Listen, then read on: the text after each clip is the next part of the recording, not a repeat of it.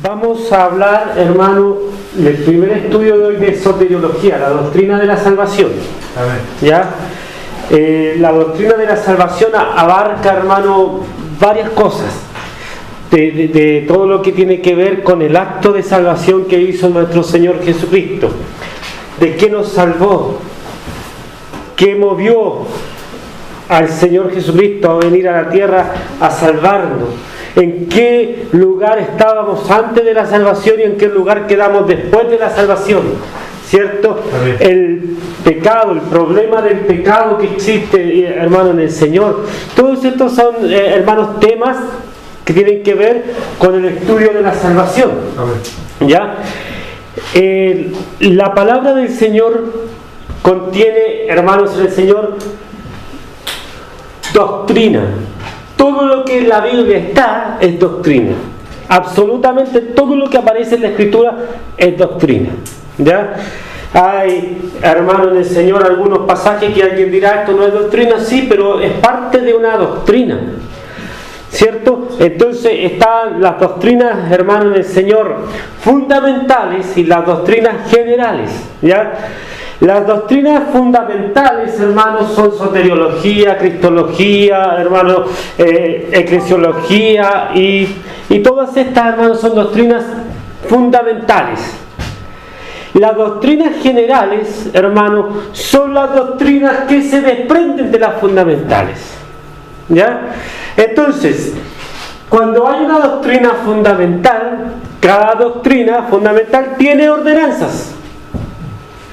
Tiene las ordenanzas, es decir, hay un ejemplo que se pone siempre, el del bautismo, ¿cierto?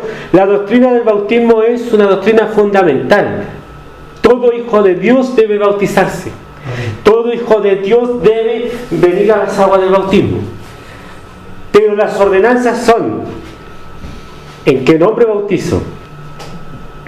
¿Cierto? ¿En qué nombre bautizo? ¿Cómo bautizo? Si con aspersión o si en sumersión. ¿Cómo se bautiza? ¿Lo tiene que bautizar un pastor o lo tiene que bautizar un obispo? Y todas esas cosas son ordenanzas. Y cada iglesia interpreta las ordenanzas de distintas formas, pero la doctrina fundamental está allí. Lo mismo pasa con la cena. La cena del Señor es una doctrina, hay que hacerla, pero hay iglesias que lo hacen con una copa, hay otras iglesias que lo hacen con 10 copas o más copas, con un pan. Otras iglesias cortan el pan en pedacitos y se lo sirven a los hermanos. Esas son ordenanzas que se derivan del mandamiento o la doctrina principal. ¿Ya? La palabra doctrina es lamá del hebreo, que significa enseñar. Es decir, la palabra de Dios es todo enseñanza. Y esta enseñanza no es para informarnos acerca de lo que Dios hizo. No le interesa a Dios informarme a mí lo que Él hizo. Es para formarme en el camino del Señor. Amén. Es una pequeña, hermano, en el Señor, introducción a lo que es la doctrina.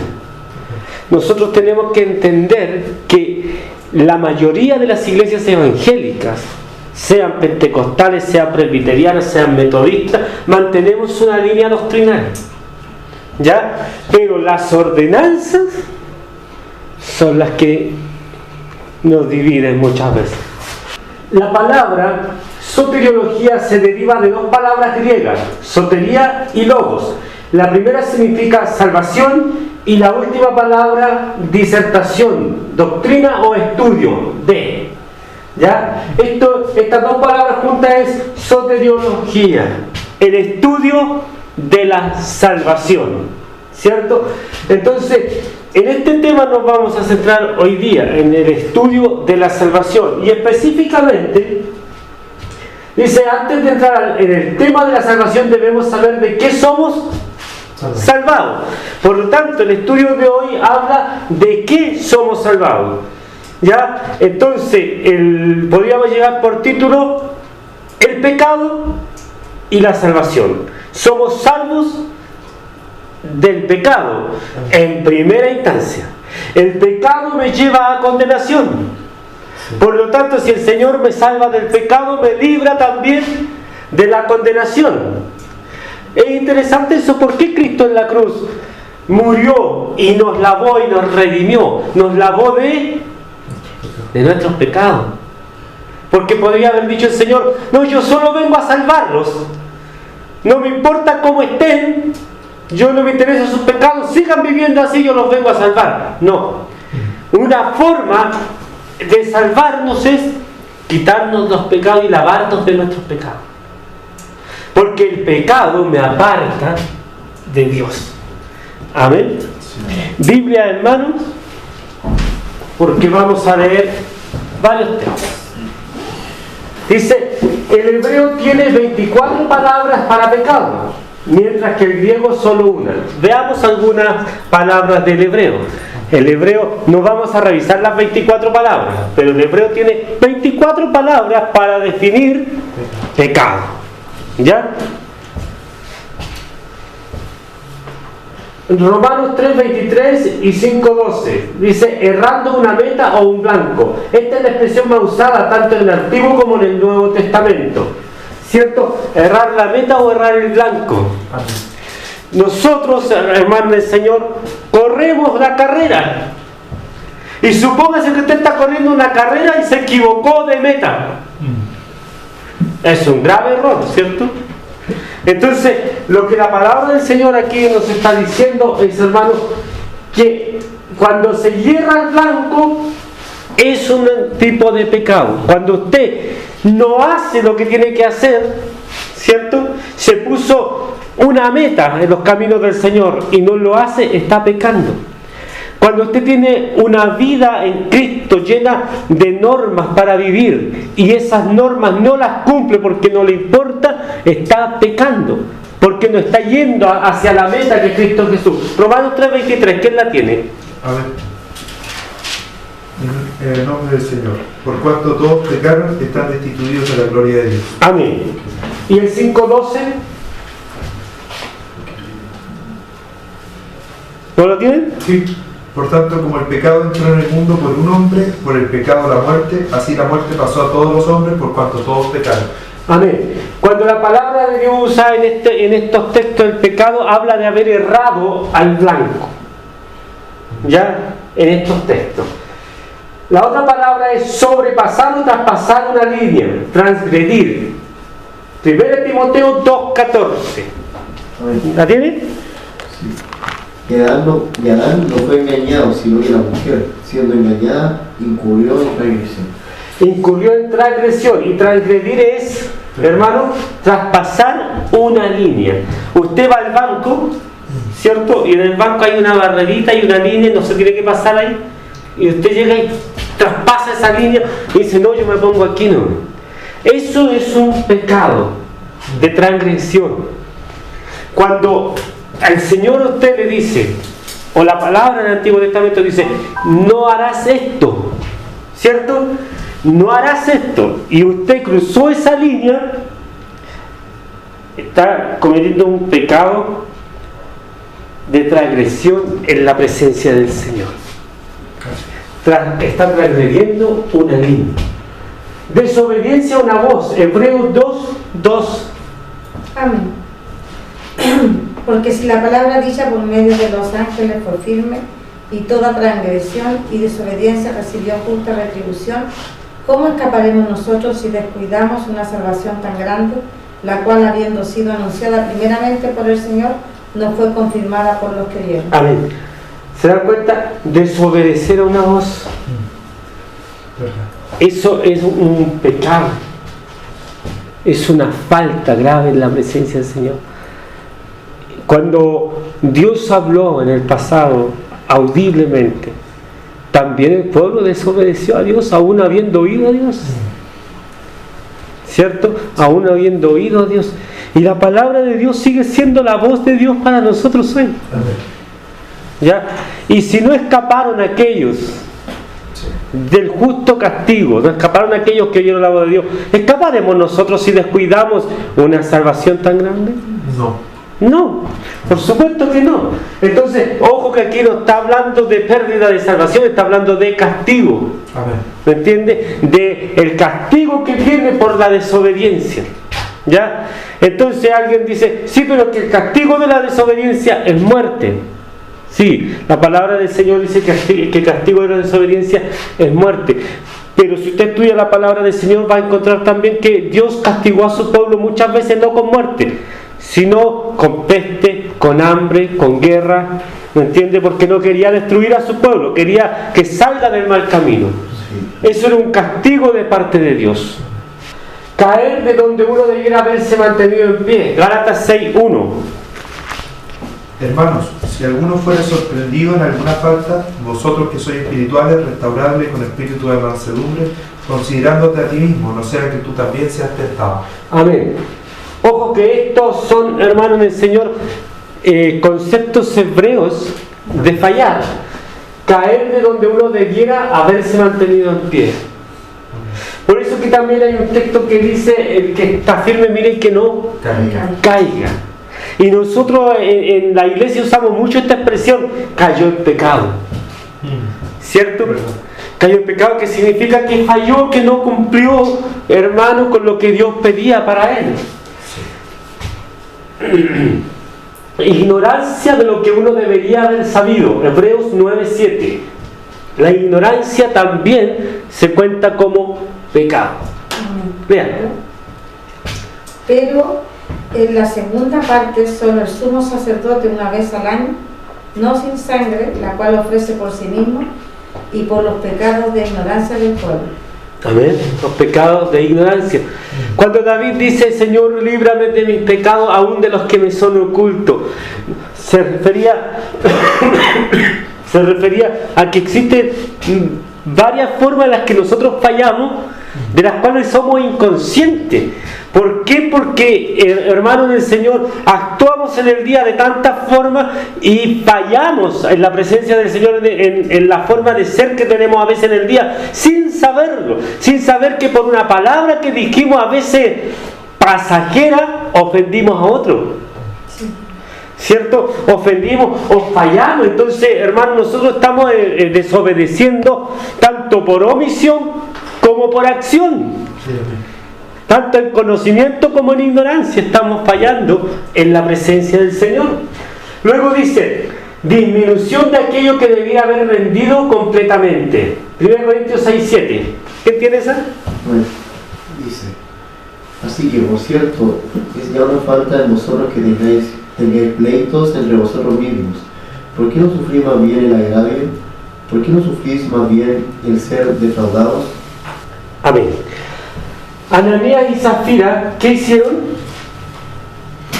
Ellos prometieron a Dios una cantidad y después se arrepintieron de dar esa cantidad y dieron menos. Pero no dijeron que estaban dando menos, sino que dijeron, esto es lo que nosotros prometimos, cuando en realidad habían prometido una cantidad mayor anteriormente. Cuando usted sustrae algo, está hurtando, está fallando en la presencia del Señor. ¿Cierto? Si usted a Dios le prometió hacer tal cosa, la Escritura dice que mejor no prometa. Eclesiastés dice, cuando vengas a la casa de Jehová, acércate más para oír. Sí. ¿Cierto? Porque si prometes, no pasarás por inocente. ¿Entiende? Entonces, tiene que cumplir lo que prometió en la presencia del Señor. Y a veces uno lleno de la emoción por estar cantando y todo, y Señor, te prometo 10 ayunos. Y lo vino a prometer acá, ¿cierto? A la presencia del Señor. Y después que pasó la emoción y todo, dice, sí, pero es que el Señor sabe que yo estaba emocionado. No, usted vino y en la casa del Señor prometió, ¿cierto? Oh Señor, te prometo que yo voy a darle 100,000 pesos, hermanos, que está en problema, y después, pero te lo prometió. Sí. Así que cumplan el Señor. No sustraiga de aquello que prometió el Señor, pero tampoco sustraiga nada de lo que no es suyo, ¿cierto? La no observación de una ley la no observación de una ley, ya, esto es pecado de omisión. Santiago 4:17. Y al que sabe hacer lo bueno y no lo hace, él es pecado. Exactamente. El que sabe hacer lo bueno y no lo hace, es pecado. Y eso se puede aplicar en muchas áreas de nuestra vida. Yo sé que chismear es malo, que molesta a Dios, que desagrada a Dios. No, lo hago igual. Y hago un montón de cosas que yo sé que desagradan a Dios, pero lo hago igual porque Dios sabe. Así dicen los hermanos. No, si el Señor sabe cómo soy yo. Como que cada hermano es alguien, un regalón de Dios. Y a mí me han dicho algunos hermanos, no, es que Dios sabe cuál es mi condición.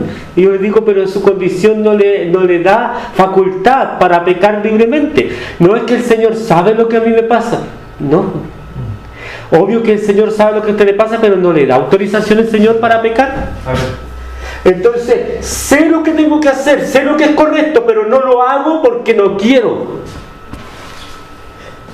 ¿Y qué acarreo sobre mi vida? Maldición. ¿Me entiendes? Luego el otro es desobediencia o anarquía total negligencia por la ley. Juan 3:4, primero de Juan 3:4.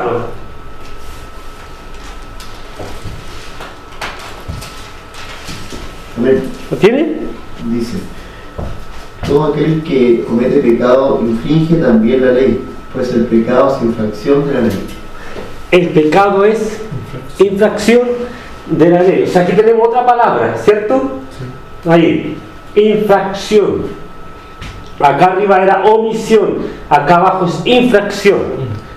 Aquí la palabra, en lugar de decir desobediencia, en algunos textos tiene que decir que es una infracción de la ley, ¿cierto?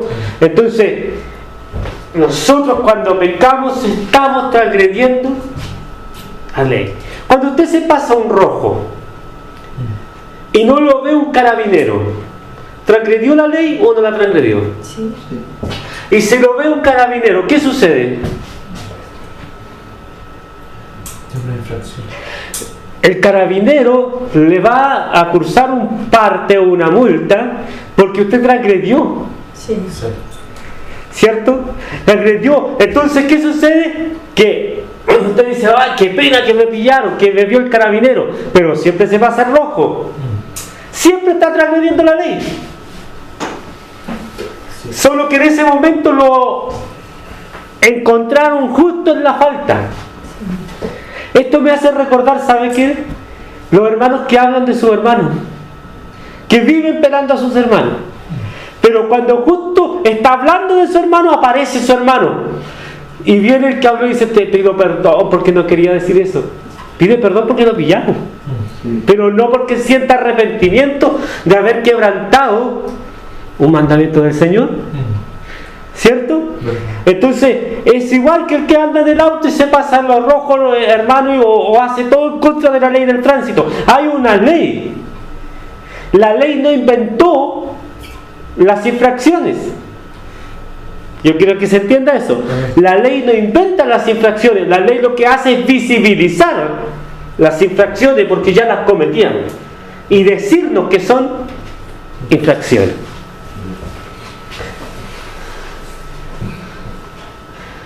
Deuda. Una falla en el deber, el no satisfacer las obligaciones de uno hacia Dios. Mateo 6:12.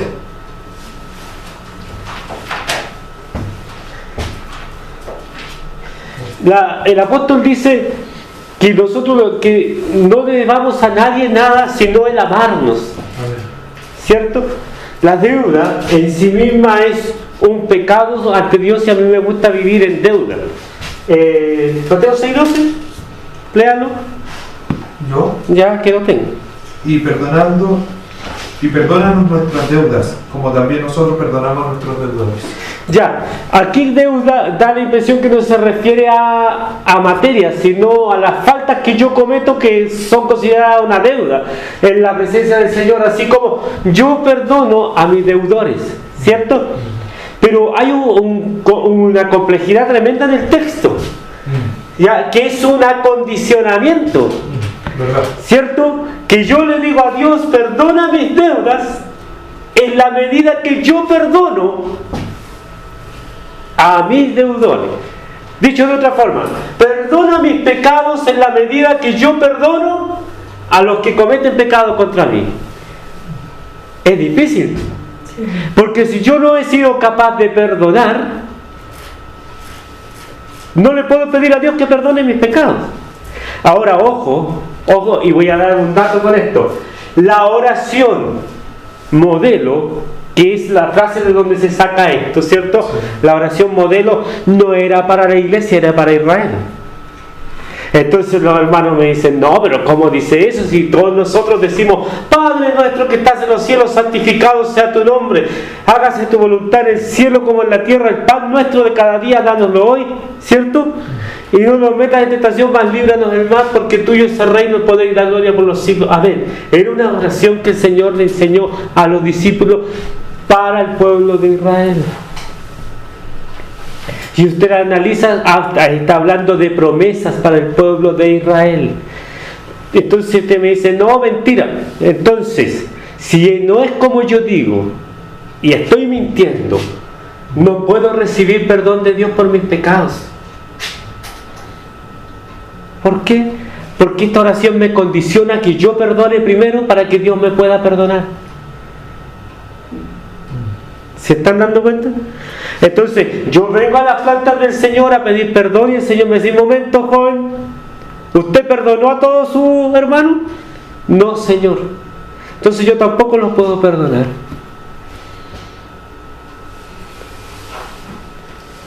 ¿Ya? Entonces, presenta un problema de salvación. ¿Cómo el Señor me va a recibir en sus brazos como un hijo salvo? Porque para recibirme como un hijo salvo me tiene que perdonar todos mis pecados. ¿Se dan cuenta la incompatibilidad que hay acá? Entonces, esta oración está hablando, hermanos, al pueblo de Israel. Es cierto que la palabra del Señor dice, antes que llegues, ¿cierto? Con tu ofrenda perdona a tu hermano. Y habla, hermano, de la ofensa del hermano, de la ofensa. Perdona a tu hermano, ¿cierto? Y ahí trae una ofrenda al altar. Pero cuando hablamos de salvación, el perdón de Dios en la salvación es incondicional. ¿Me sigue? ¿Sí? En la salvación, el perdón de Dios es incondicional. En cuanto al trato con mi hermano y mi vida de culto al Señor, yo debo estar siempre perdonando al que me ofende, para tener una vida limpia en la presencia del Señor. ¿Ya? Entonces, hermano del Señor, la deuda que produce mi pecado en la presencia del Señor tiene que desaparecer.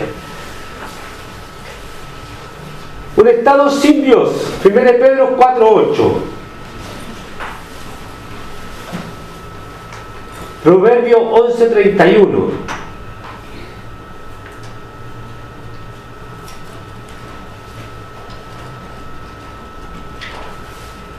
Romanos 11:20. Ahí tenemos las tres citas. ¿Quién tiene 1 Pedro 4:8? Ahí voy. 1 Pedro 4:8. A ver. Dice: y sed pues sobrios y velad en oración, y ante todo tened entre vosotros ferviente amor, porque el amor cubrirá multitud de pecados. Amén. Un estado sin Dios, hermano en el Señor, no me permite ser ferviente en el Señor. Y por eso el apóstol me dice ser fervientes en el Señor, estar siempre en el Señor. Porque esto impide que el pecado tome el mando de mi vida. ¿Cierto? Cuando una persona se debilita, lo primero que deja es la oración. Amén. ¿Cierto? Una persona se debilita, lo primero que deja es la oración. Lo segundo que deja es asistir a los cultos. ¿Cierto? Aunque ellos creen que están siguiendo a Dios, dicen, si yo en mi casa igual sigo al Señor. Dejan la oración, dejan de ir al culto, y al dejar de ir al culto pierden la comunión con sus hermanos. ¿cierto? Al dejar de ir a los cultos se enfrían tanto, hermano, en el Señor, que ya no quieren nada ni siquiera con Dios y pierden la comunión con Dios, porque dejaron de estar fervientes en el Señor, se apartaron a un estado sin Dios, ¿cierto? También eso acarrea, hermano, otra palabra que significa pecado también en el Antiguo Testamento, que es perversidad. Proverbio 11:31. Amén. Ciertamente el justo será recompensado en la tierra, ¿cuánto más el impío y el pecador? Amén. De nuevo. Ciertamente el justo será recompensado en la tierra, ¿cuánto más el impío y el pecador? Correcto. El justo va a recibir retribución por su justicia, pero el impío y el pecador van a recibir retribución por su maldad, ¿cierto? Y la perversidad es un pecado, hermano, grave. Nosotros le decimos perverso a aquellas personas que saben que están haciendo un daño horrible a otro y lo siguen haciendo. Que saben que están atacando, hermano, en el Señor toda la moralidad, están atacando todo lo que es el buen vivir de acuerdo a la Escritura, y ellos se gozan en hacerlo. A ellos les llamamos perversos, hermano, en el Señor, porque quieren vivir en la perversión de sus pecados. Romanos 11:20. ¿Quién tiene esa cita? Bien, por su incredulidad fueron desgajadas, pero tú por la fe estás en pie. No te ensoberbezcas, sino teme. Amén. El pecado de incredulidad es uno de los grandes pecados que la Biblia habla, ¿cierto? Porque la Biblia dice: porque de tal manera amó Dios al mundo que ha dado a su Hijo unigénito, para que todo aquel que en él cree no se pierda, mas tenga vida eterna. ¿Qué dice? Para que todo aquel que en él cree. Sí. Porque el que cree, dice la Escritura, cree para vida, y el que no, ya es condenado. Por lo tanto, creer significa vencer la incredulidad, ¿ya? Y uno de los grandes pecados que aparta al hombre de Dios es la incredulidad. Mire, lea su texto de nuevo, hermana Lili. ¿De Proverbios? No, Romanos 11:20. Era hermano Mati. Bien, por su incredulidad fueron desgajadas, pero tú por la fe estás en pie. Amén. Ahí le está hablando al pueblo de Israel, que las ramas originales a causa de su incredulidad fueron desgajadas, y las ramas, hermanos, que eran de otro vivo, que pertenecen a la iglesia, fueron injertadas allí. ¿No es así? De eso está hablando la palabra del Señor ahí. Amén. Entonces, lo que habla de que la incredulidad, hermano, es grave. ¿Sabe usted que dentro de las iglesias, sobre todo en las iglesias que se estudia harto la Biblia y se deja la oración, entra una gente que se llama razón en el corazón de los hermanos? Y alguien dice: ¿y es mala la razón? No, pero cuando yo sobrepongo la razón, mi lógica a la palabra, me vuelvo incrédulo. Como este teólogo Tillich también. Paul Tillich. Paul Tillich, que al final terminó no creyendo en nada de lo que Dios hizo.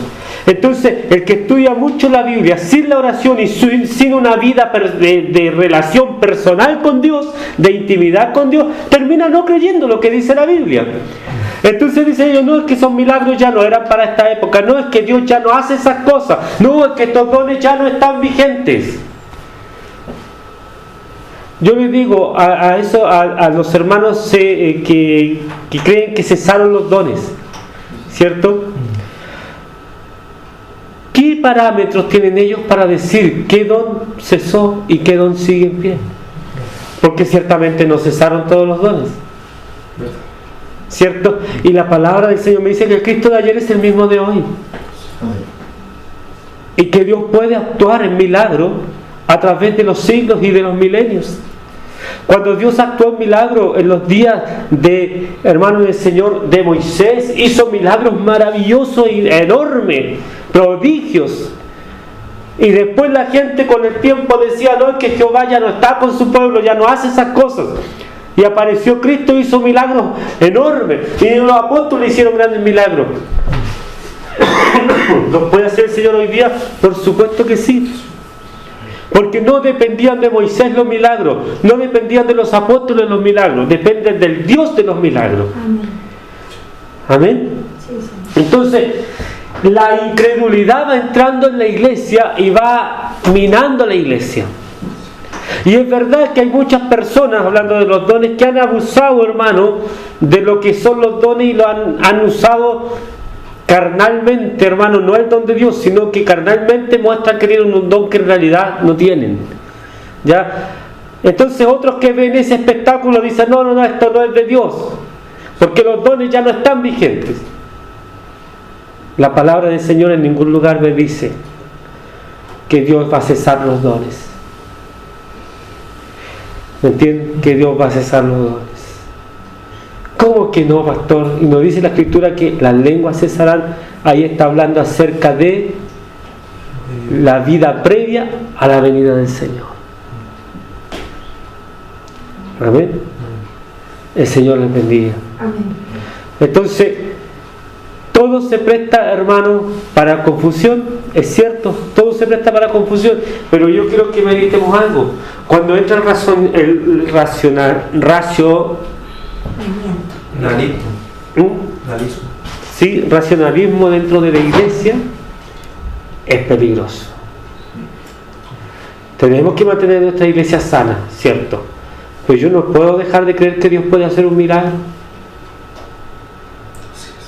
Porque si yo voy a ungir a un enfermo y alguien cree que Dios ya no sana en esta época, ¿para qué voy a ungir al enfermo?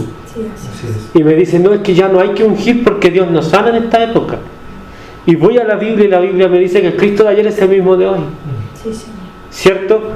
Y voy a un lugar y por fe creo, hermano, y pongo las manos allí y por honra y gloria del Señor Dios sanó a ese enfermo y me impresiona primero a mí. ¿Sigue sanando el Señor hoy día? Claro que sigue sanando porque es el mismo Dios. Amén. Entonces, no porque haya un grupo de personas que diga que Dios no sana, Dios va a decir, no, es que ese grupo en particular dice que yo no sano, así que no puedo sanar. ¿Es así? No es así. En primera de Juan 1.9, ¿tienen esa cita? Amén. Confesamos nuestros pecados, eres fiel y justo para perdonar nuestros pecados y limpiarnos de toda maldad. Amén. Ahí la palabra es maldad. ¿Cierto? Después tenemos la palabra injusticia en Deuteronomio 25:16 y después tenemos la palabra impiedad en 1 Timoteo 1:9. Que esos, hermanos, injusticia que no viven dentro de la justicia de Dios e impiedad que no viven una vida piadosa que Dios quiere. Amén. Entonces, todas esas palabras del hebreo se juntan en una sola palabra en el griego. ¿Ya? La palabra en el griego es hamartía. ¿Ya? Hamartía. Y esa palabra significa para nosotros hoy pecado. Es la palabra pecado. Hamartía. Y en pecados entran todo lo que es injusticia, impiedad, todo lo que leímos, las 24 ideas hebreas entran en esta sola palabra que es pecado. Por lo tanto, la palabra pecado encerró todo acto que va en contra de Dios y de su palabra. Todo esto es pecado. ¿Se entiende? Sí. Entonces, hermano, en el Señor, como existe esa palabra y existe el pecado, tenemos un problema, que es el problema del pecado. La palabra griega para pecado es hamartía, mientras que ología, proveniente de la palabra logos, significa conocimiento, doctrina. De lo anterior podemos concluir que hamartiología es el conocimiento o la doctrina del pecado. No es necesario discutir que el pecado es una realidad en el mundo. La historia revela sus horribles efectos en guerras, disturbios y en las maldades que el pecado muestra. ¿Cierto? Entonces, el estudio acerca del pecado es hamartiología.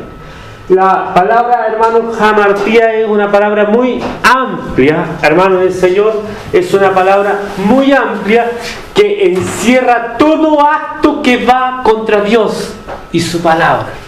¿Se entiende? Sí, esto es pecado. Cada sonido de la naturaleza está en un tono menor. La conciencia del hombre es a menudo un testimonio molesto a sus propios defectos y pecados. Romanos 2.15. La Escritura habla constantemente de su realidad, por cuanto todos pecaron y están destituidos de la gloria de Dios. Romanos 3.23. Mas la Escritura lo encerró todo bajo pecado. Gálatas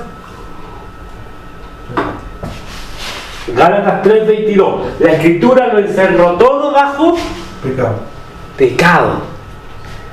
¿Por qué la Escritura lo encerró todo bajo pecado? Cuando dice todo no se refiere a todos los hermanos en sí, sino a todo lo que va en contra de Dios y su palabra. Quiero que leamos esta cita rapidito. Leamos Romanos 3.23 y Gálatas 3.22.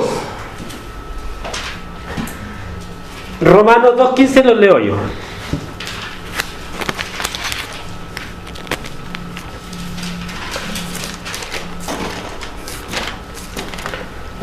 Lo leo. ¿Ya? Romanos 3.23. Por cuanto todos pecaron y están destituidos de la gloria de Dios. Amén. Por cuanto todos pecaron, están destituidos de la gloria de Dios.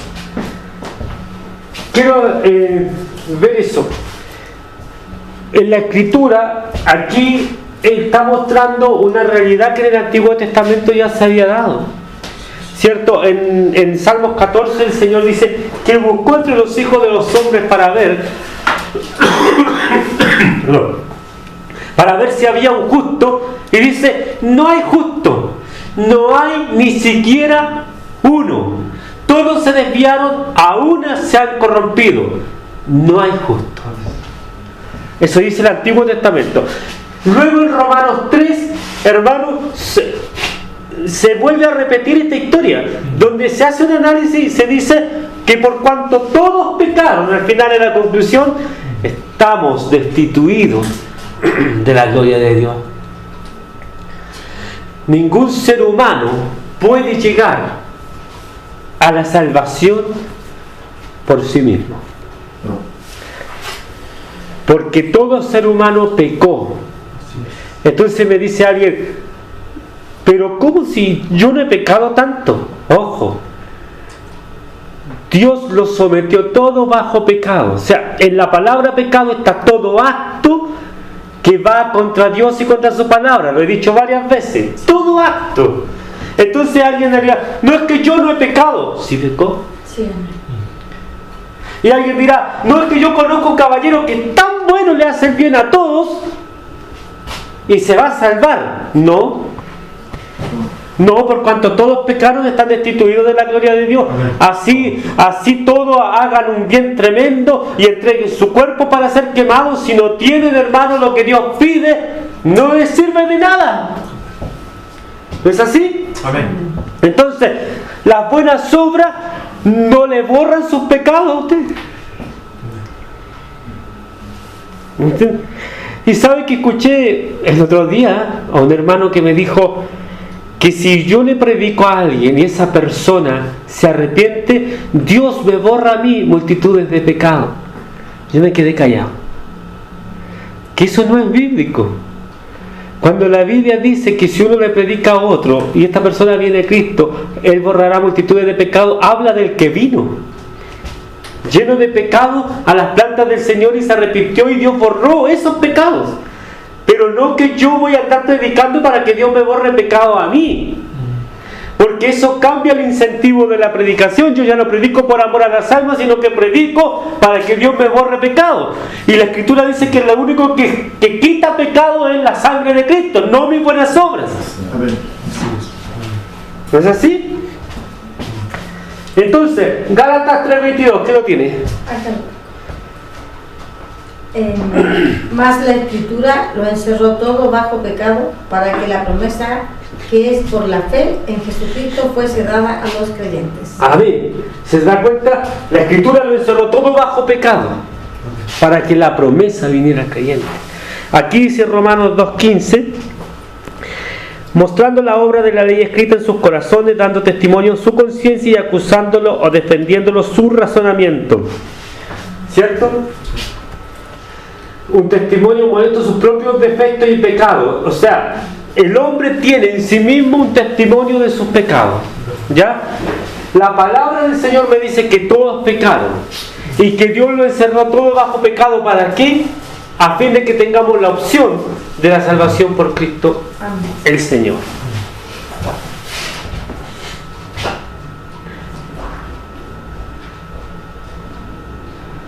¿De dónde viene el pecado? Esta es una de las preguntas más frecuentes cuando se habla del tema. ¿De dónde viene el pecado? Algunos creen que el pecado no existe y que la Biblia lo inventó. Y si no existe el pecado, ¿de qué nos salvamos?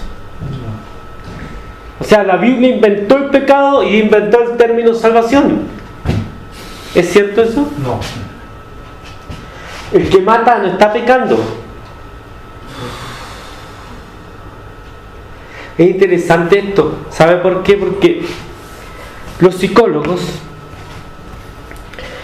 dicen que el medio ambiente y que el entorno hace a una persona delincuente o drogadicto. Y a esto le unimos la genética, dicen ellos, y decimos que el joven es drogadicto porque su entorno familiar, porque su entorno cultural no le permitieron otra cosa. Y una vez que es drogadicto, no decimos que está en pecado, sino que decimos que está enfermo y hay que tratarlo como un enfermo. La Biblia me dice que por cuanto todos pecaron están destituidos de la gloria de Dios y que el hombre tiene conciencia de pecado, de que está fallándole al Señor, ¿cierto? Y que mientras el hombre no se reconozca pecador, no podrá ser perdonado por Dios. ¿Me están siguiendo? ¿Cierto? Ya. Por lo tanto, ¿por qué dentro de las filas de las iglesias evangélicas hay tantos drogadictos, alcohólicos, ¿cierto? Y dependientes de muchas sustancias que están totalmente rehabilitados? ¿Por qué cree usted?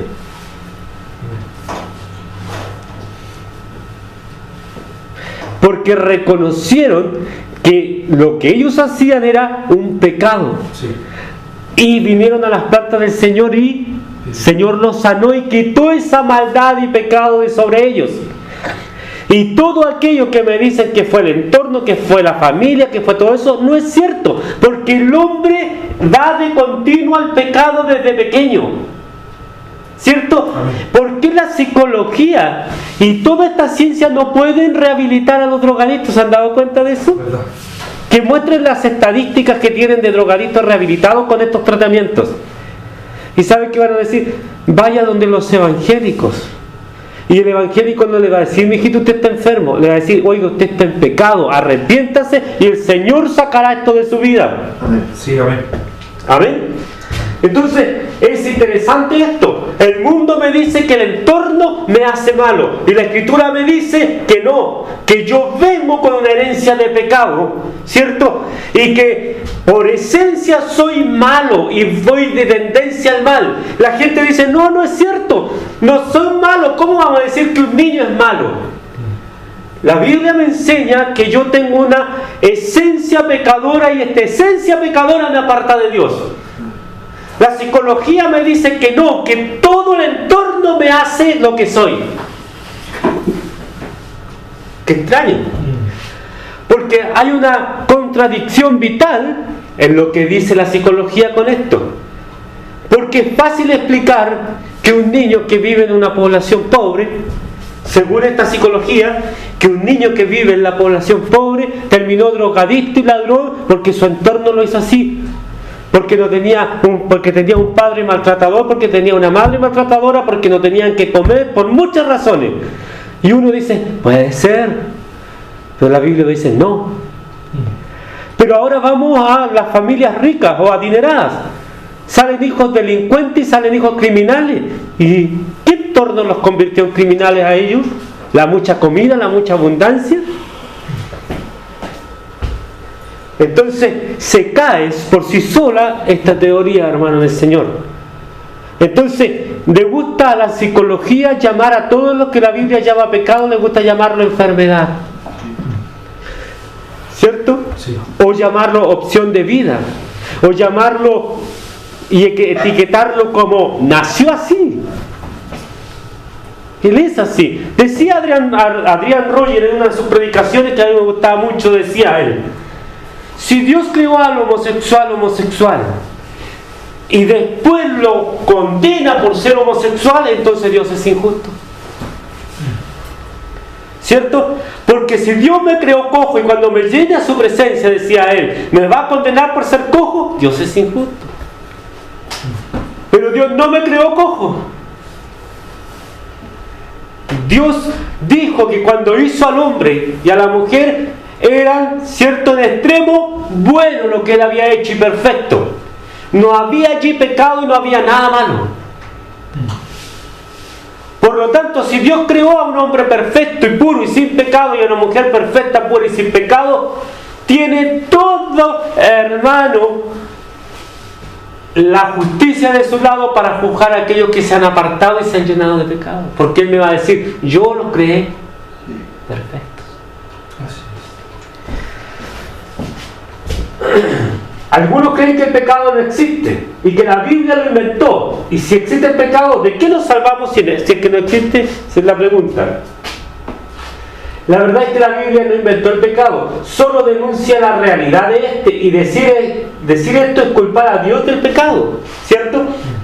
Recordemos que la Biblia es la revelación escrita de Dios y Dios aborrece el pecado. Santiago 1.13, veamos, e Isaías 6.3, hermano Mati.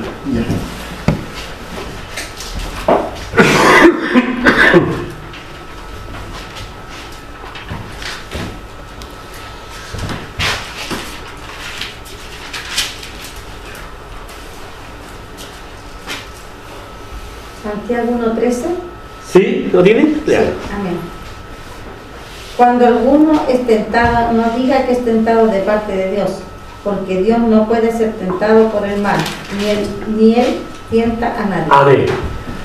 Entonces, la Biblia, hermanos, la Biblia no inventó el pecado, Amén.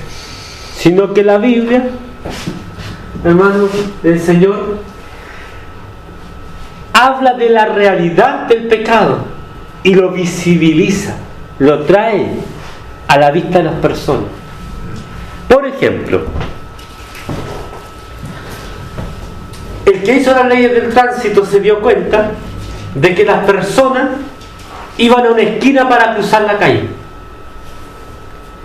una forma natural.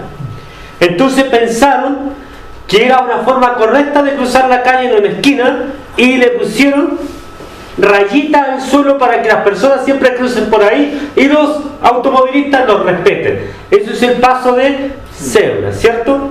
Luego le pusieron semáforo para que las personas esperen su turno para pasar. ¿Ya? ¿Por qué? Porque se dieron cuenta que las personas pasaban en cualquier momento, se tiraban a la calle y pasaban. Se les puso semáforo para que no pasen. ¿Qué hace la ley? No inventa cosas, la ley solo regula lo que las personas ya hacen. ¿Me entiendes? Por ejemplo, el que robaba y hoy le quitaba a su prójimo lo que no era de él. Y viene la ley y dice, no robarás. Pero no inventó el robo la ley. Solo está denunciando que existe este hecho y que es desagradable a Dios. Esto es lo que hace la Biblia. Alguien dijo por ahí, el gran obstáculo para la agenda gay en el mundo es la Biblia. Es el cristianismo, porque el cristianismo se guía por la Biblia. No es, hermano, el Islam, no es el budismo, no es el taoísmo, ninguna de estas doctrinas orientales ni de estas religiones nuevas. Es la Biblia el gran obstáculo para el avance de la agenda gay. Amén. Interesante, ¿cierto? Sí. ¿Y por qué la Biblia es el gran obstáculo para ellos? Porque la Biblia dice que la homosexualidad es pecado. Amén. No dice que es una enfermedad ni un estilo de vida aceptable ante Dios. Dice lisa y llanamente que es pecado. Sí. Y que como pecado Dios lo puede perdonar como cualquier otro pecado. Pero ¿qué me dice la ciencia hoy? Que no, que ellos nacen así. Y no hay ninguna prueba científica para decirme eso. Que ellos nacen así. ¿Cierto? Entonces meten a la genética en todos los pecados. La Biblia dice que el pecado, hermano del Señor, entró en el mundo por un hombre, y es cierto. Pero cuando hablamos de enfermedades, por ejemplo, hablemos de enfermedades como el cáncer. El cáncer es hereditario muchas veces y se puede saltar a una generación, para que usted sepa. Y muchas enfermedades son hereditarias. Y las conductas también son hereditarias, pero no genéticamente, sino que son aprendidas. Desde niño vengo aprendiendo las mismas conductas de mis padres. ¿Me entiendes? Las vengo aprendiendo.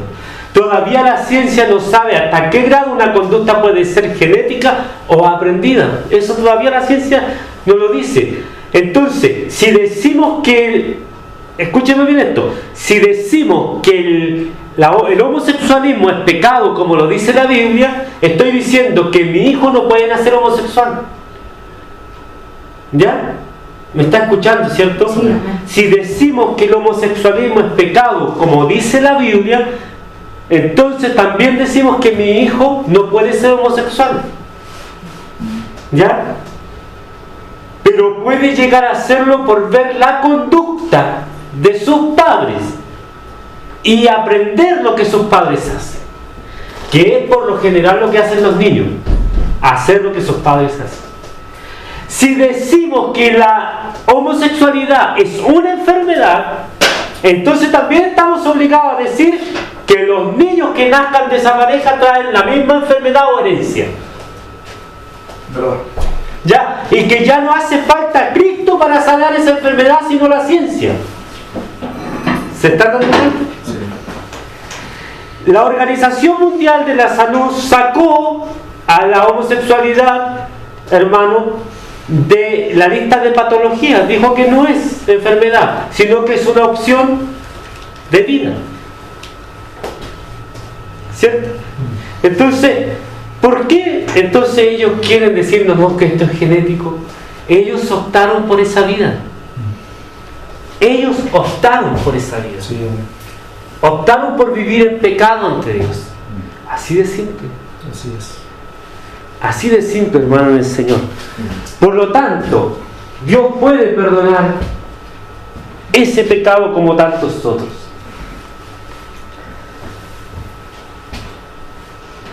Aquí hay una pregunta. ¿Por qué Dios permite el pecado? Y yo les pregunto otra cosa. ¿Permite Dios el pecado?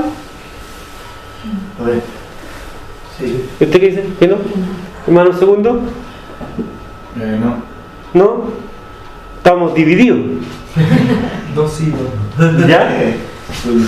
Hermana, mire, se debe entender usted está extendiendo desde otra perspectiva la pregunta. Mire. Dios no permite el pecado desde la perspectiva de que yo soy su hijo y no quiere que yo peque. ¿Ya? Pero ahí yo debo decir que Dios no quiere que yo peque, que no es su voluntad que yo peque. Pero Dios sí permite el pecado desde la perspectiva que no destruya al pecador. ¿Me entienden? Que no destruya al pecador y sigue la humanidad pecando. Desde esa perspectiva Dios está permitiendo esto. Pero Isaías dice que Dios está con su brazo extendido esperando el momento para ejecutar juicios sobre las naciones. Porque Él no ama ni admite el pecado, pero ha permitido esto para que darles tiempo para que se arrepientan. Ojo con eso, darles tiempo para que se arrepientan, ¿cierto? En Apocalipsis también está esta expresión y dice, y tú mantienes allí a una mujer, Jezabel, en el Apocalipsis, ¿cierto? En una de las cartas, y dice, y yo les he dado tiempo para que se arrepientan, es decir, he soportado este tiempo su pecado. Pero va a llegar un momento en que yo ya no soportaré más ese pecado y emitiré mi juicio. Entonces, aquí la pregunta es: ¿por qué Dios permite el pecado? ¿Cierto? Una de las más grandes preguntas sin respuesta de todos los tiempos ha sido: ¿por qué Dios, en su infinita sabiduría y poder, pudo haber permitido la entrada del pecado en el mundo? Filósofos, teólogos y científicos han luchado para resolver este problema, que obviamente está fuera del alcance de su habilidad. Quizás lo mejor que uno puede decir es que Dios permitió que el pecado entrara en el mundo por razones que van más allá de nuestro entendimiento. Ciertamente Él no estaba siendo tomado inadvertidamente, ¿cierto?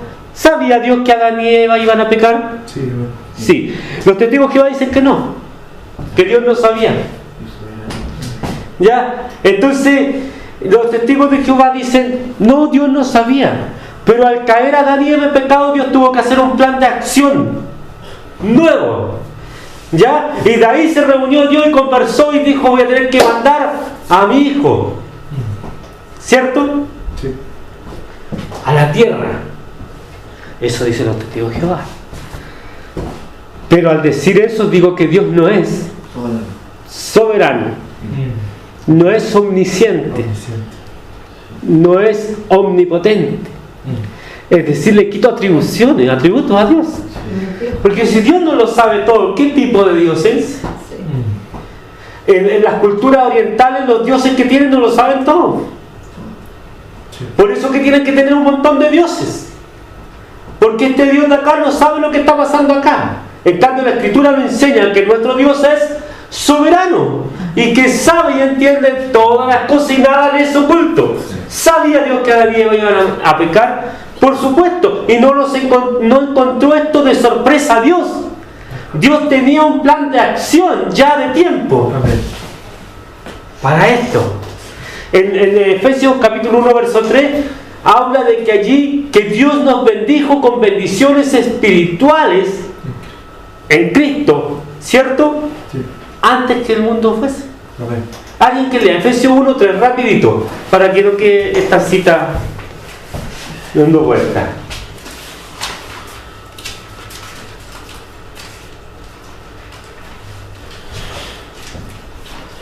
Uno.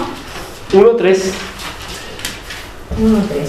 Bendito sea el Dios y Padre de nuestro Señor Jesucristo, que nos bendijo con la bendición espiritual en los lugares celestiales en Cristo. Amén. Y si usted sigue leyendo abajo, habla que eso fue antes, ¿cierto? Sí, en el antes de la fundación del mundo. Antes de la fundación. ¿Se da cuenta? Él nos bendijo con toda bendición espiritual en los lugares celestes antes que el mundo fuese. Sí, amén. Entonces no encontró de sorpresa a Dios el que Adán y Eva iban a pecar. Pero eso solo hace prevalecer la pregunta: ¿por qué Dios permitió esto? Y ahí nacen miles de respuestas. Antes de pasar a las respuestas que pueden ser o no ser, acá lo que me está diciendo aquí el estudio es que la razón humana no puede explicar lo que Dios hizo en su sola voluntad. Así es. Que la razón humana no es capacitada para entender lo que Dios hizo. Existe, por ejemplo, las iglesias, nuevamente cito a los testigos de Jehová y cito a las iglesias unicistas. Ellos tienen por regla decir que Dios es un Dios lógico y que se acerca a mí a través de la lógica, y yo todo lo que Él me revela lo debo entender por la lógica. Por lo tanto, dicen ellos que si hay una doctrina que escapa a la lógica, no es de Dios. Esto lo dice David Bernal, que es un exponente unicista, lo dicen los testigos de Jehová en sus libros. Entonces, ¿por qué ellos dicen esto? Porque así, con esta base que ellos ponen, dicen: la doctrina de la Trinidad no existe porque está totalmente fuera de la lógica del ser humano. ¿Cierto? Un Dios en tres personas. Imposible, dicen ellos. Eso no es lógico. Entonces vienen y traen la lógica humana a la Biblia y dicen que la lógica humana no puede explicar esto, por lo tanto no es de Dios. Entonces yo le hago la siguiente pregunta a estos señores: ¿es lógico decir que Dios se encarnó y vino a la tierra y nació de una virgen? ¿Es lógico? No. Pero ellos lo aceptan como bíblico. ¿Cuál de las partes no es lógica? ¿Que Dios se encarnó? ¿O que nació de una virgen? ¿O que la virgen siguió siendo virgen? ¿Cuál de esas partes no es lógica? O decir que este mismo Dios encarnado murió y resucitó al tercer día, ¿es lógico? Pero ellos aceptan la resurrección de Cristo, aceptan su encarnación, su nacimiento virginal, aceptan su muerte y su resurrección, pero no es lógico. O que se haya parado frente a la tumba de un muerto que hacía 4 días estaba muerto y le dice, sal fuera, y el muerto salió, ¿es lógico? Que haya resucitado a una niña que estaba muerta, o que haya detenido los vientos, o que haya multiplicado panes, 5 panes y 7 peces, no recuerdo el monto exacto, pero los multiplicó para miles de personas, ¿es lógico? No. Nada de lo que el Señor Jesucristo en cuanto a milagros hizo es lógico. Si yo no acepto uno de sus milagros, no puedo aceptar ninguno, y no puedo aceptar la Biblia. ¿Verdad? No. ¿Entienden? Entonces, hermano, en el Señor, Dios no es un Dios lógico, es mi lógica humana. Por lo tanto, cuando le preguntan, Señor, ¿y cuándo vas a hacer estas cosas? ¿Y qué tiempo habrá para tu venida? Y el Señor les dice, no les toca a ustedes saber lo que Dios puso en su sola potestad. Deuteronomio 29:29 dice, las cosas secretas son de Jehová y las reveladas son para los hombres, a fin de que entiendan esta ley y la cumplan. Amén. ¿No es así? Sí. Entonces, ¿por qué Dios permite el pecado? No tenemos una respuesta clara para decir, pero sí tenemos, hermanos, atisbos de esto y podemos acercarnos a responder esta pregunta. Sus propósitos sagrados no habían sido impedidos, ni él estaba tratando de salvar algo del naufragio imprevisto. Esto no es para decir que Dios planeó que el pecado, con toda su maldad y sufrimiento, y que éste viniera al mundo, solamente por los buenos propósitos conocidos por él, a pesar del sufrimiento que esto causaría y el horrible precio que la muerte de su hijo debía pagar, ¿cierto? No estamos diciendo eso. No estamos diciendo que Dios originó el pecado. Porque la Biblia enfáticamente dice que Dios no ama el pecado ni puede pecar. No puede fallar a Dios. Entonces Dios no pudo originar el pecado. ¿Cierto? Amén. Louis Perry Schaeffer da 7 razones para la permisión del pecado. Ojo que estas razones son el pensamiento de un teólogo y que se puede acercar a lo que entendemos. Uno, el reconocimiento divino de la libre elección del hombre. ¿Ya? Y esto es interesante, estos temas son bien profundos, hermano. La línea calvinista extrema no acepta el libre albedrío, ¿ya? No lo acepta, dice que no es cierto. Que Dios es soberano y gobierna sobre el hombre sin que el hombre tenga capacidad de decidir sobre sí mismo. Esto es lo que dice el calvinismo extremo, ¿ya? Le pongo un ejemplo de eso. Hay un hombre que fue bueno toda su vida, ¿cierto? Y uno que fue malo toda su vida, pero Dios había escogido al malo para salvación y el bueno se perdió. ¿Ya? Esto dicen los calvinistas extremos, que el hombre no tiene opción de sí mismo para venir a Dios. Amén. ¿Ya? Pero cuando el Señor Jesucristo vino a la tierra, ¿qué dijo? Id por el mundo y predicad el Evangelio, y todo aquel que cree en Dios y fuere bautizado será salvo. ¿Dice así o no? Amén.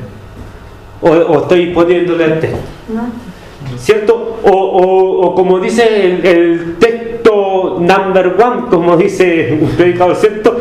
El texto por excelencia, porque de tal manera amó Dios al mundo, que ha dado a su Hijo unigénito para que todo aquel que en Él cree no se pierda. No dice para que todo aquel que yo destiné no se pierda, sino que dice para que todo aquel que en Él cree no se pierda. Entonces, una línea de explicación es el reconocimiento divino de la libre elección del hombre, de que el hombre puede elegir tanto por Dios como por el mal, como por el pecado. ¿Ya? Que si no existiera el pecado, Dios no podría, esta es la respuesta que da este hombre ahí.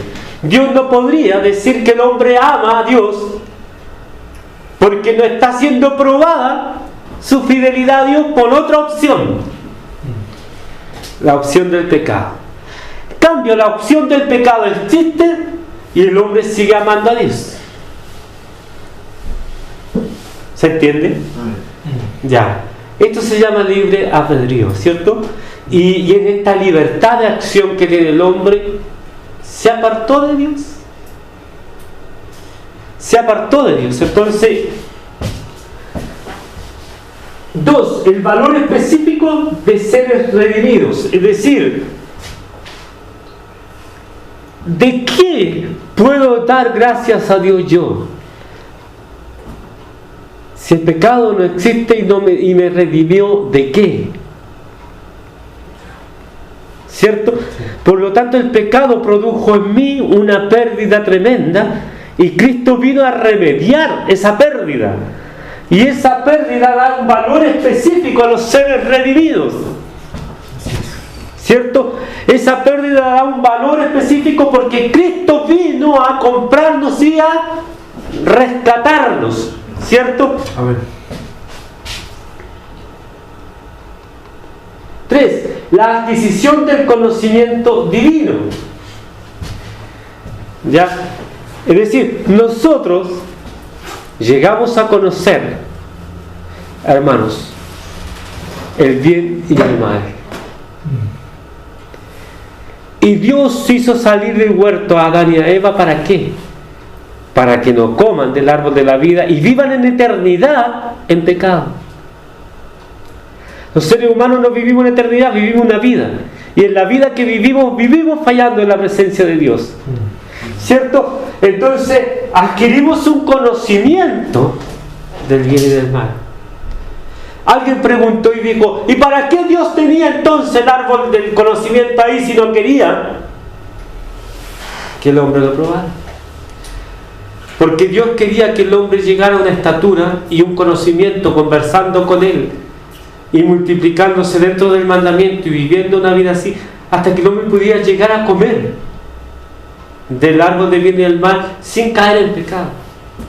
El hombre es como que pasó la PSU sin haber estudiado de la prebásica, la básica, la media, ¿cierto? Lo cierto es que el hombre falló ante el Señor.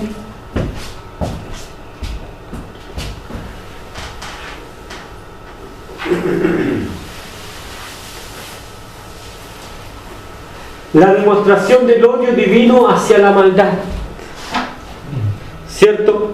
Que Dios odia aquello y que el hombre, por cuanto Dios odia esto, también debe odiarlo. Escuchen esto, miren. A ver.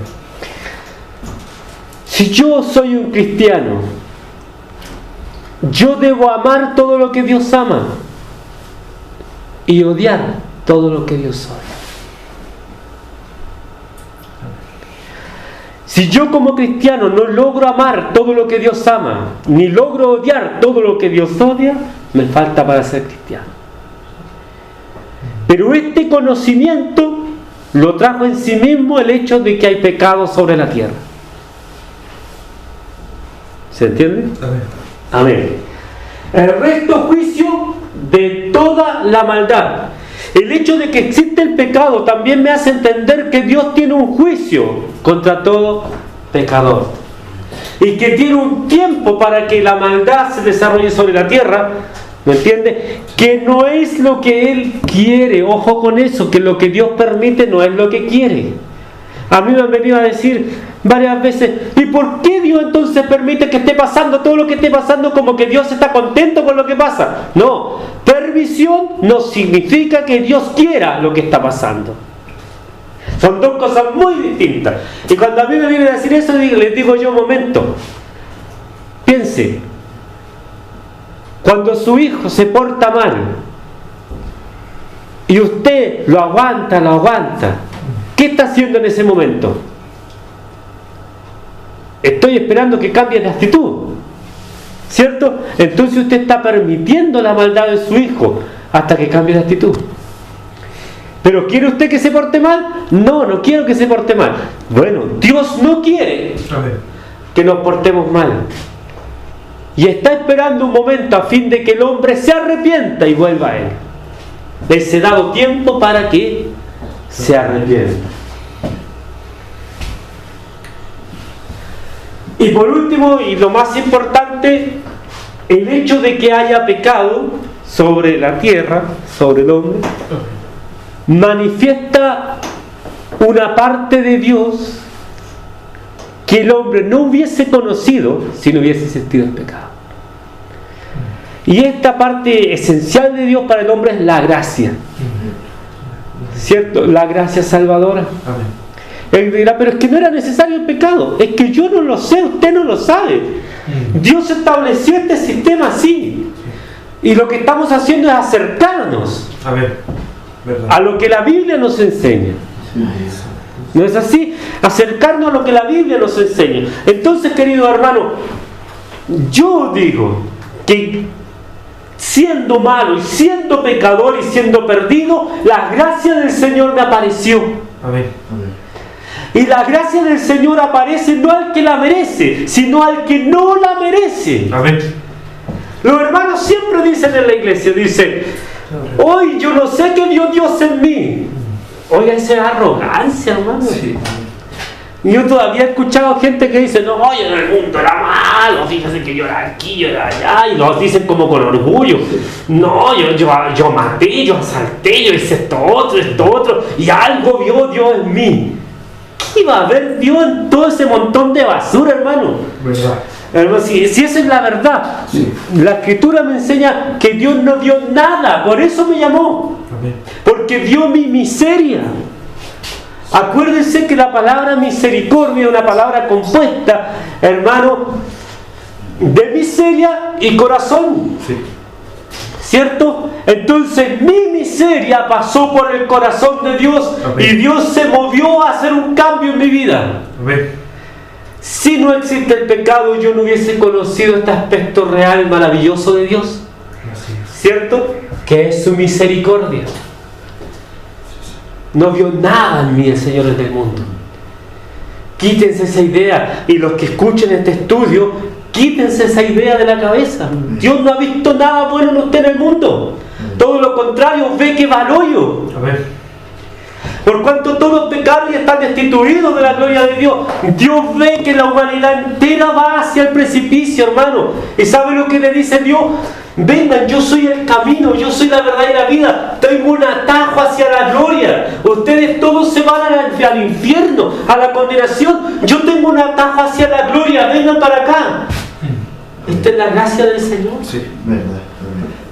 Como aquel ejemplo del hombre que iba en la noche por la carretera, una noche lluviosa, y un aluvión se llevó parte de la carretera, y él llega a la orilla con el auto y se da cuenta que el camino está cortado y varios autos ya han caído, hermano, en el precipicio, y se detiene y empieza a detener a todos los autos y le dice: deténganse, que el camino está cortado, no avancen más. Y algunos le hacen caso y otros dicen: ¿qué se cree este? Para mí que está equivocado, y al hoyo. Así es la gracia del Señor. Alguien dice que la gracia del Señor no es para todos. La gracia del Señor es para todos, pero el Señor no obliga a nadie a venir a Él. Así es. Por lo tanto, la manifestación y ejercicio de la gracia divina vino a mi vida a causa de que yo soy pecador. Amén. ¿O no?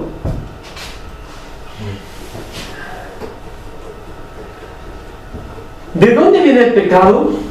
el origen del pecado. Eso es algo que solo sabremos cuando estemos con Dios. Una cosa es cierta, el pecado no comenzó en la tierra.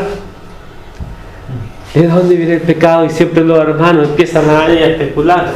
¿De dónde viene el pecado? ¿Y quién pecó? Y algunos dicen, no, Dios inventó el pecado. No. Ojo con eso. Que Dios no puede ser tentado ni le tienta a nadie. Y Él aborrece el pecado. Por lo tanto, no pudo Dios crear el pecado. Entonces, hay cosas que nosotros nuevamente tenemos que decir, no tenemos respuesta. Entonces el mundo dice, ven, no tienen respuesta. Pero hay un hecho puntual, ¿o no? Sí. ¿Cuál es ese hecho puntual? Que existe el pecado, que existe la maldad. Que no nadie puede decir que no existe. Si no existiera, ¿para qué la nación hace leyes? ¿Para regular qué? Si no existe la maldad. Si no existe, hermano, la sinvergüenzura, si no existe el pillaje, ¿para qué hago leyes entonces? Estamos de acuerdo que existe el bien y el mal. Los nuevos filósofos, los pensadores de este tiempo quieren hacernos creer que el mal no existe. Que el delincuente es delincuente porque hubo, hermano, el criminal es criminal porque hubo una mezcla química en su cerebro que lo llevó a cometer esa maldad. Y la Biblia me dice no, sino que es pecador porque nació en pecado y ama el pecado. Amén. Así es. ¿O no? La Biblia me dice no, nada de eso de mezclas químicas en el cerebro. El hombre es llevado al mal, ¿cierto? Por tanto, todos los hombres están en pecado y están destituidos de la gloria de Dios. ¿No es así? Entonces, estos mismos pensadores en esta época dicen no, es un químico que se produce en la mente del hombre. Es el medio ambiente que hace que las personas sean así. Por lo tanto, en esencia el mal no existe, sino que el medio ambiente y la química hace que usted cometa esos pecados. Y cuando cayeron las Torres Gemelas, yo recuerdo que muchos de los entrevistados decían, este es un acto del mal. ¿Cierto? Si usted va a un programa de televisión, hermano, y lo entrevistan, y usted como pastor evangélico, en este caso yo como pastor evangélico, me dice, ¿y usted qué piensa de todo la delincuencia y todo esto? Entonces yo le digo, esto es pecado. Sí. Se van a largar a reír. Y luego les voy a decir, y la Biblia me enseña de que hay una fuerza del mal sobre las personas que no adoran a Dios, que las lleva a cometer estos pecados también, y se llama Satanás el diablo. Se van a largar a reír, ¿cierto? Y van a reírse a pierna suelta, hermano, de mí, por la ignorancia que dije. Y ellos me van a decir, no, el entorno y todo esto está provocando eso. Entonces yo les digo, sí es el entorno. ¿Y por qué la ciencia, que tiene la respuesta, no ha podido sacar a esta gente de ahí? Díganme ustedes, ¿por qué la ciencia no puede sacar a estas personas de ahí? Si tiene la respuesta. ¿Verdad? ¿Y por qué las iglesias evangélicas y las iglesias cristianas pueden recuperar a cientos y miles de estas personas? ¿Por qué? Porque tienen la verdadera respuesta y no es de la iglesia, es de Dios. ¿Verdad? Y la respuesta es que viven en pecado y si vienen a Cristo y se arrepienten, Dios los cambia y cambia radicalmente sus vidas, ¿cierto? Y esto ellos lo ven, hermano, los políticos lo ven y todos lo ven y dicen, nosotros respetamos a la iglesia evangélica porque hace una gran labor con las personas, pero no es la iglesia evangélica, es Dios que está transformando vidas. Y la iglesia evangélica no cree en la psicología, cree en el poder renovador del Espíritu Santo. Interesante, ¿cierto? Sí. ¿De dónde viene el pecado? No lo sabemos, pero se originó en el cielo. Satanás es el que peca desde el principio, Juan 8:44, y aún de antes de la fundación del mundo, Isaías 14:2-14. Ezequiel 28. Ahí nos enseña la palabra del Señor que Satanás quiso subir al cielo de Dios y quiso ser semejante a Dios, ¿cierto? Y que se ensoberbeció y no quiso tener el lugar que Dios le dio, sino que quiso tener un lugar semejante a Dios. Ojo que Satanás nunca dijo que quería ser igual a Dios, porque sabe que nunca va a igualar a Dios, ¿cierto? Pero ¿qué entró en el corazón de Satanás? Soberbia.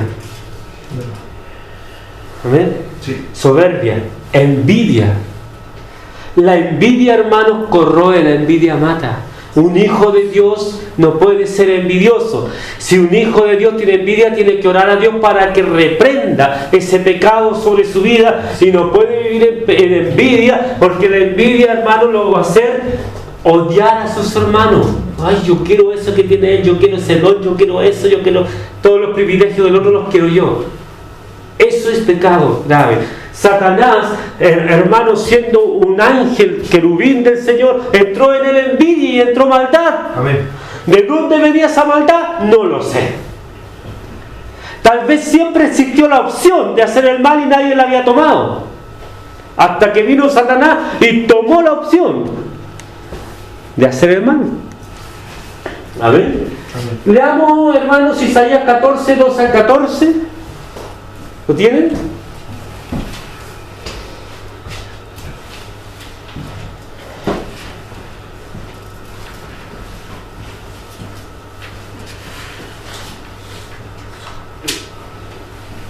Amén. ¿Lo leo? Sí. ¿Cómo caíste del cielo, oh lucero, hijo de la mañana? Cortado fuiste por tierra, tú que debilitabas a las naciones. Tú que decías en tu corazón, subiré al cielo. En lo alto, junto a las estrellas de Dios, levantaré mi trono, y en el monte del testimonio me sentaré a los lados del norte. Sobre las alturas de las nubes subiré, y seré semejante al Altísimo. Amén. ¿Se fijaron lo que dice ahí? Sí. Y seré semejante al Altísimo. Ezequiel 28, 2 al 19. Amén. Lean. Hijo de hombre, levanta endecha sobre el rey de Tiro y dile: así ha dicho Jehová el Señor. Tú eras el sello de la perfección, lleno de sabiduría y grabado de hermosura. En Edén, en el huerto de Dios estuviste, de toda piedra preciosa era tu vestidura, de cornelina, topacio, jaspe, crisólito, berilo y ónice, de zafiro, carbunclo, esmeralda y oro. Los primores de tus tamboriles y flautas estuvieron preparados para ti en el día de liberación. Tú, que muy grande, protector, yo te puse en el santo monte de Dios, ahí estuviste en medio de las piedras de fuego te paseabas. Perfecto eras en todos tus caminos desde el día que fuiste creado hasta que salió en ti maldad. A causa de la multitud de tus contrataciones, fuiste lleno de iniquidad y pecaste, por lo que yo te eché del monte de Dios y te arrojé de entre las piedras del fuego. Amén. Oh, que muy protector. Amén. Del día que fuiste creado hasta que se halló en ti maldad. Se da cuenta que se halló maldad en él. Por eso yo pienso algo muy personal, que siempre estuvo la opción de la maldad, pero nadie la había tomado. ¿Me entiendes? Hasta que viene Satanás y la toma y se enorgullece su corazón y cree que es mejor que Dios, quien lo creó. Y esto es lo que también el ser humano cree, que es mejor que Dios. Y como es mejor que Dios, digamos que Dios no existe. Si al final nosotros nos arreglamos por nosotros mismos y nosotros vamos a salir adelante, vamos a inventar tecnologías que nos hagan perfectos y no necesitamos a ningún Dios, porque somos seres humanos que vamos a trabajar con nuestras manos y sacarnos adelante a nosotros mismos. Humanismo puro. ¿Verdad? Entonces, analicemos palabras clave de Satanás en estos pasajes. Subiré al cielo, obviamente que hablaba del cielo de Dios. ¿Ya? Es decir, que Dios mora en un lugar donde no moran los ángeles, que mora en un lugar de extrema santidad, ¿cierto? Y dice, subiré al cielo. Todo aquel que, hermano, le entran estos demonios quiere ser mayor. Cuando hay un hermano en la iglesia y le entra este pensamiento de grandeza, quiere ser mayor que su pastor. Y empieza, no, yo sabe que yo no estoy de acuerdo con usted, con lo que hace, y se va y forma otra iglesia con estos pensamientos, y les va mal, porque Dios no los llevó, ¿Verdad? porque no hay humildad en ellos. Junto a las estrellas de Dios levantaré mi trono. ¿Qué se refiere?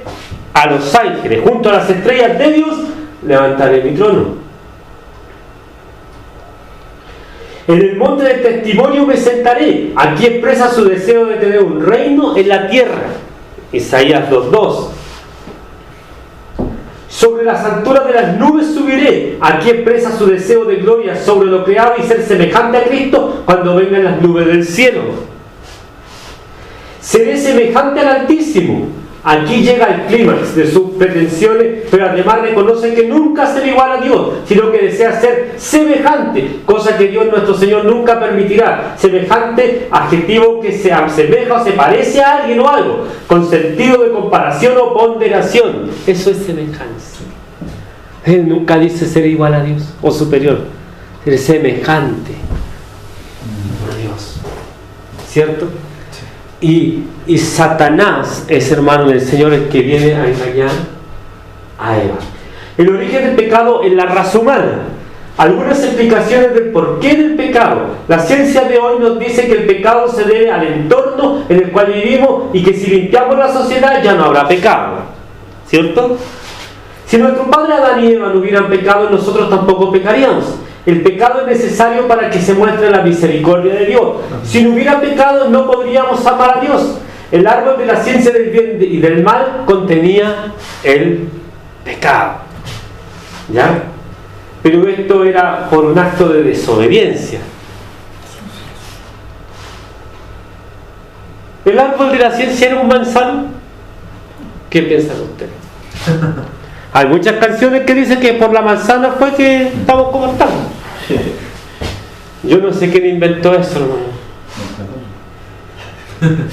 El primer pecado. Debemos ser enfáticos en decir que el hombre pecó porque fue tentado. No así Satanás, que no fue tentado, sino que él originó su pecado. Si él hubiese pecado, si un tentador también sería llamado Satanás. Si el hombre hubiese pecado sin que algo externo viniera a tentarlo, también el hombre sería llamado Satanás, porque se rebeló contra Dios.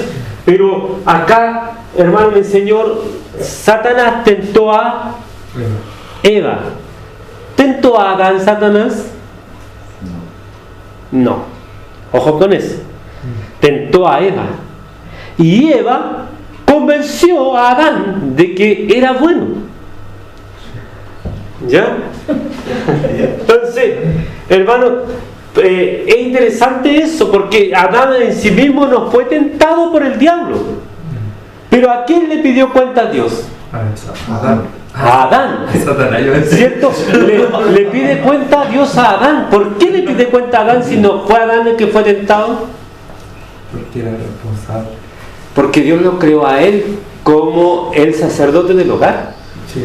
Lo creó primero, ¿cierto? A ver. ¿Sabía Dios que el hombre iba a pecar? Ya vimos eso, ¿cierto?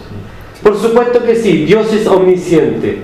Dios hizo al hombre completo, con una libre voluntad, y lo puso sobre una creación perfecta, pero era necesario probar su voluntad y lo hizo solo con un mandato. Ojo con eso, que Dios nos dio un montón de mandatos, le dio un solo mandamiento al hombre. Así es. Y el hombre no pudo cumplir un mandamiento. Después vino la ley con 600 mandamientos, decretos y leyes, Sí. que nadie pudo cumplir, ¿cierto? Solo Cristo el Señor vino y cumplió todo. El primer pecado consistió en desobedecer abiertamente un mandato directo de Dios. Génesis 3, 1 al 6. Analicemos este pasaje. Ya, leamos Génesis 3, 1 al 6. ¿Quién lo tiene?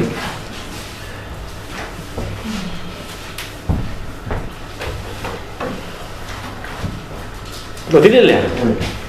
Pero la serpiente era astuta, más que todos los animales del campo que Jehová Dios había hecho, la cual dijo a la mujer: ¿con qué Dios os ha dicho, no comáis de todo árbol del huerto? Y la mujer respondió a la serpiente: del fruto de los árboles del huerto podemos comer, pero del fruto del árbol está en medio del huerto, dijo Dios, no comeréis de él, ni le tocaréis, para que no muráis. Entonces la serpiente dijo a la mujer: no moriréis. sino que sabe Dios que el día que comáis de él, serán abiertos vuestros ojos y seréis como Dios, sabiendo el bien y el mal. Y vio la mujer que el árbol era bueno para comer y que era agradable a los ojos y árbol codiciable para alcanzar la sabiduría. Y tomó de su fruto y comió, y dio también a su marido, el cual comió así como ella. Amén. Interesante, ¿cierto? Analicemos este pasaje. Con que Dios os ha dicho, una frase desafiante, ¿Verdad? ¿cierto? Como cuando no está el pastor en la iglesia y el hermano dice, hagamos esto, no es que el pastor dijo que no, con que el pastor les dijo, como que no fue autoridad. Así mismo lo hace el diablo, como que Dios no es autoridad, con que Dios te dijo, pero yo te digo esto, ¿cierto? Esta frase satánica que todavía es usada por él instaló la duda en Eva, pues ella no recibió el mandato directamente y de esto se valió Satanás para engañarla. Ojo, Eva no recibió el mandato de no comer el fruto del árbol, ¿cierto? Sino que lo recibió Eva de Adán, el mandamiento. Amén. ¿Ya? Entonces Adán le puso un poco al mandamiento también, ¿no? Sí, ni lo tocaréis. Ni lo tocaréis, porque Dios le había dicho no comerás de él, pero Adán le puso un resguardo más para que sea imposible comerlo. Eva, no toques ese árbol, no tenemos que comer de ese fruto, ¿cierto? Ahí hubo una añadidura al mandamiento en fin de que el mandamiento fuera más explícito. No sirvió. Ni lo tocaréis para que no muráis. Esta respuesta de Eva indica que no tenía el mandamiento claro, ya que Dios nunca prohibió tocar el árbol, sino comerlo. Satanás también se valió de esta falta de conocimiento para engañarla. ¿Verdad? ¿Me entiendes? Sí. Y la empezó a seducir, hermano, para que ella cayera en ese pecado. Y seréis como Dios. Esta frase del diablo vino a coronar toda su verborrea de maldad, pues contradijo abiertamente la palabra de Dios y con esto causó ambición en Eva. Imagínense, ¿poder llegar a ser igual a Dios? Cuando yo digo una verdad a media, ¿qué es eso? Mentira. Una mentira. Siempre, una verdad es verdad, pero una verdad a media es una mentira. ¿Ya? ¿Iba a llegar a ser como Dios, Eva? No. Pero sí en un aspecto. ¿En cuál? Discernir el bien y el mal. En que ibas a conocer el bien y el mal. Solo en eso. Y le dice, serás igual a Dios. Y Eva entendió que ser igual a Dios era tener los poderes de Dios y ser igual a Dios, creador y todas las cosas. Y no, lo único que iba a ser igual a Dios es en el conocimiento del bien y del mal. Ojo con eso. Eso es como las promesas de los políticos y después viene la letra chica, ¿cierto? Y vio la mujer que el árbol era bueno para comer y que era agradable a los ojos y árbol codiciable para alcanzar la sabiduría. Y tomó de su fruto y comió. Y dio también a su marido, el cual comió así como ella. Aquí vemos las tres áreas de tentación a las que está sometido el hombre en el mundo, como dice Samuel Peremillo en una de sus predicaciones sobre el tema del pecado. Y basado en 1 de Juan 2:16. Estas son las cadenas que heredamos del pecado. ¿Ya? Primera cadena, los deseos de los ojos. Todo lo que mis ojos ven provoca en mí, corazón pecaminoso, ¿qué? Deseo. ¿O no? Sí. Miren, es interesante esto. Voy a poner un ejemplo simple. Fui al mall y vi un televisor que medía 2 metros por 1,80 m de alto. Y lo imaginé en el living de mi casa. ¿Qué produjo esa imagen en mí? Deseo. Deseo.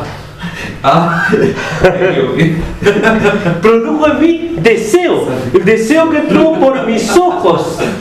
¿No es así? Amén. Deseo que entró por mis ojos. El deseo de los ojos. Sí, amén.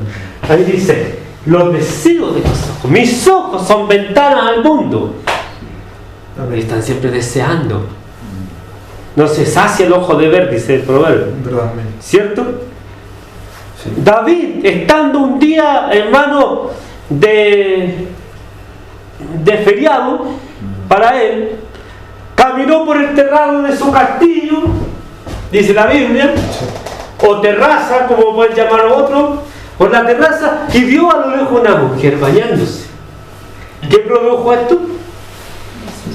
Un deseo desordenado en su corazón. Los deseos de los ojos, la primera cadena, los deseos de los ojos. Si la palabra de Dios mora en mi vida, yo puedo controlar lo que entra por mis ojos. Pero si la palabra de Dios no entra en mi vida, no puedo controlar lo que entra por mis ojos. Y voy a ser descarado. ¿Me he fijado que van hombres con sus señoras conversando y de repente pasa una niña bonita y la quedan mirando y van al lado de su señora? Sí. Y la quedan mirando así hasta que reciben el codazo de la señora. Descarados. Sí. Descarados totalmente, hermano, en el Señor, porque el deseo de los ojos ya se hizo dueño de ellos. Entonces, es interesante esto. Usted ve el auto y le entró por los ojos. Yo quiero ese auto. Quiero explicarle algo. ¿Cuál es el fin de tener un auto? Transportarse. Transportarse, primer fin. ¿Qué otro fin? Trabajar y no cambiar. Tener una comodidad, ¿cierto? Un medio de transporte que me dé la comodidad de poder hacer más cosas. ¿Qué necesito yo de este auto? Que tenga 4 ruedas, que sea económico, que sea confortable, ¿cierto? Esas cosas necesito yo. ¿Cierto? Ya, entonces necesito yo un auto que valga 60 millones de pesos, 100 millones de pesos. No. Y aunque sea rico no lo necesito. No. Pero ¿por qué tengo que lucir un vehículo que sea totalmente ostentoso? Porque eso va a decir de mí que yo soy poderoso y va a provocar el deseo de los ojos de otros. ¿Se dan cuenta? Sí. Entonces, el deseo de los ojos acarrea sobre mi vida solo males. Entonces, yo iba en una ocasión con mi Nissan, que era un auto muy económico, muy humilde, y al lado mío se puso un Ferrari. ¿Ya? Y yo miré el auto de al lado y dije lo que son las cosas, estamos en un taco. El auto Ferrari vale millones y millones, no puede volar, no puede hacer nada y está metido en el taco. ¿Cierto?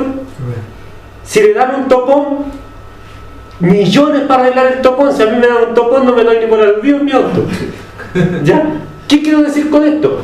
Que solo, hermano, el deseo de los ojos que trae toda esa avaricia sobre el corazón del hombre y ostentar las cosas que tiene. ¿Verdad? ¿Cierto? Los deseos de los ojos. El pecado entra muchas veces por la vista. ¿Amén? Segunda cadena, los deseos de la carne. ¿Cierto? Tenemos los deseos de los ojos, los deseos de la carne. Y alguien dirá, ¿y cuáles son los deseos de la carne si ya usted dijo que por los ojos entra todo? No. Hay pecados que son naturales al ser humano. El hombre por esencia tiende a pecar, el hombre por esencia tiende a fallar. Sí. ¿Cierto? Y los deseos de la carne son todos, hermano, en el Señor. Ahí puede entrar la ira también, cuando uno se ensaña con alguien, todas esas cosas. Todas esas cosas son los deseos de la carne. Pero son, hermanos, los pecados que moran en mí. Cuando Pablo habla en Romanos 7, dice el pecado que mora en mí. Ahí se está refiriendo a los deseos de la carne. Todo acto que yo deseo en mi intimidad que va en contra de lo que Dios quiere son deseos de la carne. Que no están necesariamente en mis ojos, sino que están en mi corazón pecaminoso, llevándome al pecado. ¿Me entienden? Están ahí, dando vueltas, llevándome al pecado. Entonces esos son los deseos de la carne. Y ojo que cuando Pablo habla de carne, habla de inmadurez. Mientras más inmaduro es el creyente, más predispuesto está a caer en pecado. Mientras más maduro es el creyente, menos predispuesto está a caer en pecado. ¿Por qué? Porque la madurez del creyente acarrea sobre él principios de vida. Y estos principios de vida lo hacen luchar contra el pecado. El creyente débil, a quien llamamos carnal, ¿cierto?, no es capaz de luchar contra el pecado porque se deja dominar del pecado. Amén. ¿Se entiende, cierto? Sí, amén. ¿Puedo hacer una acotación? Sí. Una vez oí este testimonio de un pastor de Estados Unidos que dice que veía pornografía cuando recién se convirtió. Y dice que cuando él se convirtió, se empezó a llegar más al Señor, dejó de hacerlo. Y cuando le preguntaron que por qué había dejado de hacerlo, y dijo que porque él era inmaduro espiritualmente. Y eso me hace mucho sentido eso. Así es. Sí. Así es, porque la inmadurez es mi inmadurez cristiana, y a eso es lo que el apóstol Pablo llama carnal. Amén. ¿Me entiendes? Y tenemos la vanagloria De la vida. de la vida. Vana. ¿Qué es algo vano? Vacío, ¿cierto? Sí. Y yo lo he explicado varias veces, pero aquí va de nuevo. En el campo le llaman vano cuando, por ejemplo, siembran poroto y sale solo el capi. Abren el poroto y no hay poroto adentro. Abren el capi y no hay poroto. Y hay un polvo adentro. Y dicen, está vana la cosecha. Gloria. ¿Qué es gloria? La hermosura de ¿Ya? O la fama, la fama. ¿cierto? O el crédito que merece alguien. Por ejemplo, la Escritura dice, gloria de los hombres yo no recibo, ¿cierto? Lo que el hombre hace como muy hermoso y que se ve, yo no lo recibo, ¿cierto? Herodes tomó la gloria de Dios. ¿En qué sentido? Que dijo que él estaba haciendo algo que Dios estaba haciendo. Entonces gloria es el crédito o la fama. La palabra fama no me aplica mucho, pero es por explicarlo de alguna forma, que puede tener una persona. Y la Escritura habla de la vacía fama o de la vacía gloria, ¿cierto? La vanagloria de la vida. Esto es una cadena del mundo que me trae. ¿Qué es esto? Vivir de acuerdo a los parámetros del mundo, siendo cristiano. ¿Escuchó? Sí. Vivir de acuerdo a los parámetros del mundo, siendo cristiano. Hermano, mire, a mí me han discutido esto un montón de veces y llámenme cuadrado, llámenme triangular o llámenme rectangular o como usted quiera. Pero ¿sabe? Yo no concibo que un hijo de Dios juegue para un equipo del mundo. Sirva a Dios y esté jugando a la pelota, hermano del Señor, con personas que están diciendo garabatos, que están alabando al diablo en su conducta, y yo como hijo de Dios jugando allí. Yo eso no lo concibo. Eso es parte de la vanagloria de la vida.